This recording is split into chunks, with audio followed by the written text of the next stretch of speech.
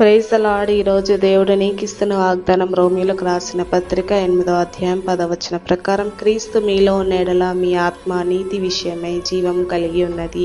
అవును నా ప్రియ సహోదరి సహోదరుడా, యేసయ్య నీకు చెప్తున్న మాట, మనలో క్రీస్తు ఉంటే మనం నీతి విషయమైన క్రియలను మనము ఎంచుకుంటాం. నీతి ఉన్న చోట మనం ఉంటాం. ఎప్పుడు మంచి మార్గంలో మనం నడవాలని ఆశపడుతుంటాం. క్రీస్తు మనలో నివసిస్తే పాపానికి కూడా మనం దూరంగా ఉండగలుగుతాం. ఎందుకంటే పరిశుద్ధాత్మ మనల్ని ఫిల్టర్ చేస్తూ ఉంటుంది. పాపం చేయడానికి ప్రేరేపణ రాదు. మనల్ని కాపాడుకుంటూ ఉంటాడు యేసయ్య. అందుకే మన హృదయంలోనికి యేసయ్యకి చోటు ఇవ్వాలి. మన జీవితం మొత్తం ఆయన చేతిలో పెట్టాలి. యేసయ్య చూసుకుంటాడు. క్రీస్తు మనలో ఉంటే ప్రతి దాని మీద విజయం పొందుతుంటాం. కాబట్టి క్రీస్తు మనలో ఉన్నాడా లేదా ఒకసారి ప్రశ్నించుకుందాం. క్రీస్తు మనలో ఉంటే మనం లోకానుసారమైన పనులు చేయం. నీతి విషయమైన క్రియల కొరకు మనం పరిగెడుతూ ఉంటాం.